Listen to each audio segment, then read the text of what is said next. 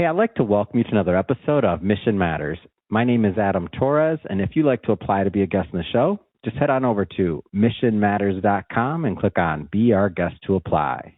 All right, so today I have Rohit Goel on the line, and he's partner and head of global macro over at Breakout Capital. Rohit, welcome to the show. Thank you for having me, Adam. I'm very excited. All right, so we got a lot to talk about today. We're going to get into what you're doing over at Breakout Capital. I also I got to hear what you're thinking about the global AI trend and even how you see assets, whether, are we in a bubble, are we not? We got lots of things to talk about here today, so we'll get into that and more. But first, tell me a little bit about yourself, Rohit. I mean, how did you get into finance? Where did this start for you? Sure. I'm pretty unconventional background, I would say. I mean, originally I was trained in computer science back in India, in IIT Delhi. But I was always very interested in macro and sort of understanding how the global linkages work. So then I moved to the IMF in DC almost 15 years ago. And the idea was just to revamp their financial stability framework, because after GFC, people realized that, look, financial markets, do matter even for policy and economics. So that was a pretty interesting turn. And the work was mostly at the intersection of, macroeconomics, policies, markets. But it was pretty fun because it was a training in academic and analytical rigor like nothing else. Like, you're looking at markets, but you're not trading or investing. Your main focus is quality of the argument and quality of the research, because ultimately you are informing the policy of different countries, right? So the stakes go much higher. What was that like? Pause for a moment. What was that like to be in that shoes, to affecting the policy of potentially of an entire country? Like, I can't even imagine. Like, I'm like, my monetary policy is my household. Like, what about a country, right? Yeah, no, I mean, and that's sort of the two spectrum. On one hand, it's a very, I would say, responsible role. You get to make a lot of impact. The kind of work you're doing is very high quality, right? And that's why people keep themselves motivated over time. But obviously, the other side of the puzzle is that you have to be really motivated by that mission, because the work can take a lot of time, right? So when I used to write academic papers, sometimes you'll work on a paper for like 2 years at a stretch, and then it'll get published, right? So that kind of a patience is not really very common in Wall Street. So IMF was pretty interesting from that perspective, to give that kind of a platform and exposure. And yeah, I mean, no carrots, no sticks, but just pay interest in global macro and impacting the countries. Yeah, and you mentioned that you're from India originally, but now to be working with that many different countries, with that many different stakeholders, did that help shape your global views, of just how money works? Oh, absolutely. In fact, I mean, that was the core intended objective to join IMF as well, because sitting out of India and Singapore and Asia in general, I realized that the viewpoint is becoming a little bit more narrow. So I wanted to move to a role like IMF, where you have a bird's eye view, right? So you start at not even 30,000 feet. You start at 50,000 feet view and try to understand how everything is linked to each other, right? Because I would remember that someday I'm talking to some very large allocators. The other day I'm talking to the head of monetary policy in some other countries, right? So the role was very rich. At the same time, absolutely. I think even in finance, a stint with IMF, World Bank, these institutes, I think is still very much underappreciated. It adds a lot to your vantage point and perspective. So fast forwarding a bit here, let's get into what you're doing present day, but maybe just start with a little overview of Breakout Capital, please. Sure. I mean, we launched 4 years ago, right in the middle of the pandemic. We invest in emerging markets all the way from Nigeria and Sri Lanka to India and China. When you say in the middle of the pandemic, you mean like towards the end, towards the beginning? 22. Like what? Wow. 2022 was our official launch.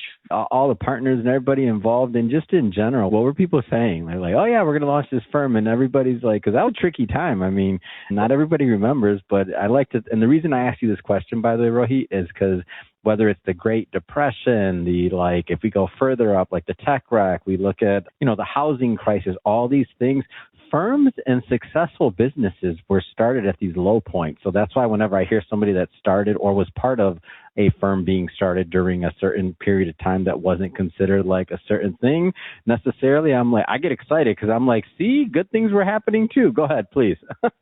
No, I mean, you have hit the bullseye, because I mean, even when I look back, that was a really exciting time, because you can imagine because we launched officially in 22, a lot of the groundwork has to happen before that, right? So when you're talking to LPs and raising funds, imagine trying to go to LPs and tell them don't invest in US big tech, let's invest money in emerging markets in the middle It's of a hard enough pandemic to when do that everything is selling off. normally. It's Yeah. hard enough to do that like on a regular day when the market's doing well, but not try and do it during a pandemic. Go ahead. I'm No, not no, no, laughing no. because it's funny. I'm laughing because I can feel the pain. Go ahead. No, no.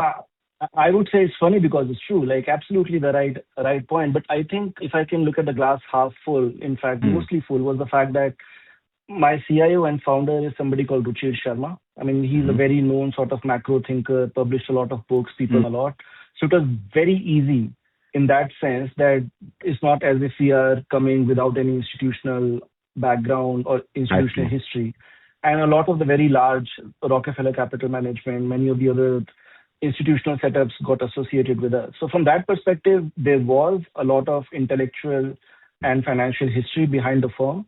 But at the same time, the point that you said is absolutely bang on. Launching in the middle of pandemic brings in a whole different perspective of how, difficult or interesting it is to raise assets. So talk about the focus of the firm and what's done and the like things like do you work with Yeah. institutional, do you work with accredited investors only? Like give us some of the layout.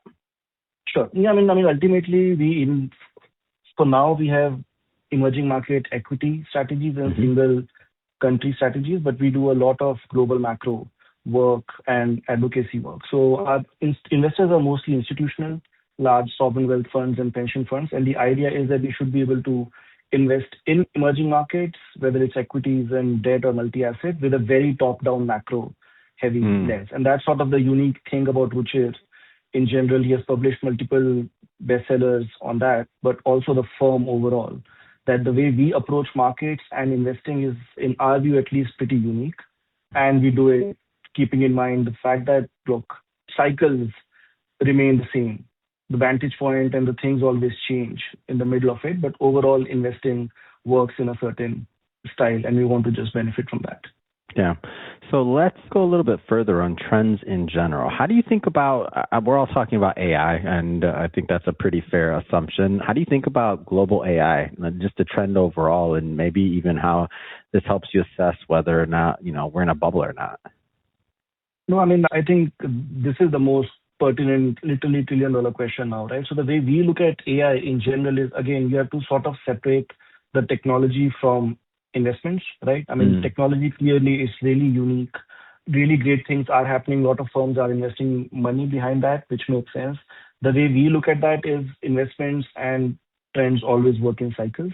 Even if you go back to technological revolutions going back thousands of years, you will realize that they have really changed the world for the good. But the original incumbents have not always made money, right? So they always get disrupted and people who come after make more money, right? So where we sit right now, we want to see AI as a technology is really great. AI as an investment is pretty overextended. You look at a lot of different trends and everybody has a framework of their own, right? So from that perspective, we are in that camp that look, AI from multiple angles does look bubbly. Whether you look at the semiconductor trends or momentum trades and so on and so forth. But the question is, the bubble can remain a bubble for a long time, right? So what really pricks that bubble is a question that we have been doing a lot of work and research on. And going back 300 years, we have seen that, look, people get over enthusiastic, investment trends do get overextended, positioning does get stretched. But what ultimately leads to prickling of a bubble is the interest rate setup. Always there are idiosyncratic cases, but the one common factor is the interest rates need to go up. Or in other words, the financial conditions need to tighten for bubbles to ultimately prick. Otherwise, the trends can continue.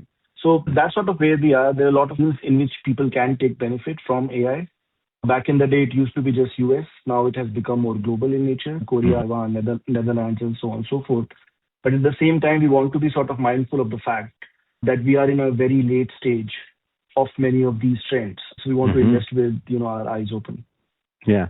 So let's go further down the line of that reasoning for a moment. Like, let's play this out. So keeping in mind, like, everything that you just said, and even if you want to go into it all, like, the evolution of emerging markets or how we view them, Like, what are maybe some of the implications possibly, and like as we go forward? And it could be considering what's going on with equities and debt, which have been on a tear. No, I mean, I think this is very interesting because look, if you look at emerging market history, right, how do people have always invested, or how large allocators invest in emerging markets? They think of emerging markets as a macro asset class, right, tied to the dollar cycle, domestic growth dynamics, external balances, and so on and so forth, right? This is how historically emerging markets have always found a role in institutional portfolios. But because of all this AI wave, what has ended up happening, especially in the equity universe more than debt in the last few years, is entirely dominated by semiconductors and hardware, right? So a common running joke is a big macro investor is also a tech investor these days because that's the only thing which is driving returns in emerging markets or sort of outside of that, right? So that's one thing which I've been very cautious of, that people keep debating between passive investing and active investing, but especially for emerging markets, which historically have been a diversification tool for global, it's not really, the passive investing doesn't really work anymore, right? Because you are a second derivative play on US big tech if you are investing in Korea, Taiwan, and all these semiconductor companies. So the way I look at emerging markets is that right now AI is the big trend, but incrementally, if you want to take the next 5 to 10 year view, you would need to be more cautious that passive won't work. You need to be more on ground, more active in picking up emerging market allocations and the kind of countries you want to invest in. Let's throw geopolitics into the mix and some of those other, not always known factors. How does that play into things? That's a new thing. The way we look at it is the two things. I mean, A, when it comes to geopolitics, most frameworks can't price in a geopolitical shock. Everybody ends up retrofitting what has worked, right? So that's the ex post and ex ante sort of debate we always have. But the truth of the matter is that clearly we are in an era where there is a rolling ball of shocks, right? So the kind of shocks keep changing. I like the way you say that. That might go on my Twitter today, Rohit. We're in the era where we're in a rolling ball of shocks. I like that. Fantastic. Go ahead, please. But it's just fascinating, right? Imagine just in the last 4 years, it's just one shock after another. And my view is that a lot of investors, and partly because the style of investing has changed, right? More multi-strategy, more systematic strategies have come in. People end up reacting more aggressively to many of these events or news flow that come in. But the way I look at geopolitical shock, that is sort of here to stay. There is a geopolitical fragmentation which is happening. So big allocators and the portfolios need to be a little bit of a insurance proof when it comes to that. So we need to be mindful of the fact that there will be supply disruption risk. Where it will come from, it's anybody's guess. We all have our list of ideas, but we need to keep in mind that the traditional 60-40 portfolios, that was always the talk of the town. It doesn't really work that effectively now. We need to have more active commodity hedges going in. And the second is just the geoeconomics layer, that we need to be a lot more mindful, even as, not equity investors, but pure play global macro and fixed income investors, where the supply chains are shifting, which countries are getting FDI, which are getting sanctioned, and so on and so forth. So that kind of a more longer term cycle has become much more shorter now because of these trends, but something that we need to be a lot more clear about. And I think geographic diversification is significantly more important now than it used to be back in the day, given all of these trends. Yeah, especially and what I have this conversation pretty often, if we go back far enough and you look at some of the, I call them this, I don't know, other people call them something else, but some of the fathers of the current day modern market from the standpoint of products that were created. Somebody like a Bogle, who, Vanguard, somebody like a Schwab, who, a lot of people, the products they created, their funds, their ETFs or things, you know what I mean? And the original, thought process of exposure international would be okay, well, big companies do business abroad and this and that. So that you're going to have exposure. But as, markets become more fragmented and certain international players start doing business with each other, and maybe the U.S. isn't their main thing. So if you want exposure, well, guess what? They're not doing mostly business with us, or maybe it's a mid-cap or mid-sized business that's going to one day be a large business that's not U.S. centric, right? Like it becomes like, how do you start getting exposures to all these different things? Like the markets just become, to me, more interesting, like because there's more opportunity. And when you factor in the, I'll say unknown of like AI, like some of the biggest players are going to possibly be some things that, we don't even know yet, right? Like that's going to happen, like for sure. So that becomes interesting to me. And when I think about allocators and thinking about like who's doing that legwork, like it's needed to get that exposure. No, absolutely right. I mean, this is where I think I find it pretty interesting, the entire training at the IMF, right, where you take a step back, take a look from a 30,000 feet view. Now, obviously, last 15 years, the only thing which has worked is US big tech and US dollar, right? So the recent memory always plays a big part, even when you're talking to very large institutional investors. But if you take a step back, you go till 1900s, right? Almost more than a century of investment, you would see the rest of the world has outperformed US almost half the time. That in the last 15 years, the gap has increased so much. But historically, there has been a roughly neck-to-neck returns between international markets and US. Even dollar, right? I mean, a lot of the debate right now is conflating the fact that dollar depreciation is equivalent to dollar is losing its reserve currency status. And I've been a very vocal opponent of that argument that dollar has been a reserve currency for the last, let's say, 75 years, right? We have seen multiple dollar bear markets. So dollar can depreciate despite being a reserve currency. There is no major correlation between the two. It's just this is how investment cycles work. So absolutely to your point that, look, US had a big run. It continues to do well even now, but positions always get overstretched. So now where we find value? Markets outside of US. Yeah.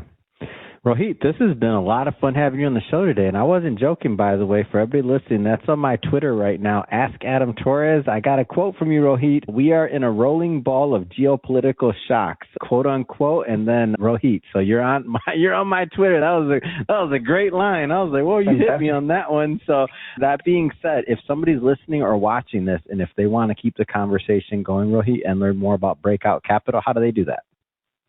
I mean, we are listed breakoutcapital.com on the website, or just reach out to me on LinkedIn. I'm pretty active in general, but happy to entertain any and all conversations. Love getting into debates. Wonderful. And for everybody listening, just so you know, we'll definitely put some links in the show notes so that you can connect with Rohit and his team. And speaking of the audience, if this is your first time with Mission Matters and you haven't done it yet, hit that subscribe or follow button. This is a daily show. You heard me correct. Each and every day we're bringing you new content, new ideas, and hopefully new inspiration to help you along the way in your journey as well. So hit that subscribe or follow button. And Rohit, it's been an absolute pleasure. Thanks again for coming on the show. Pleasure is all mine, Adam. It was a fascinating conversation. Thank you.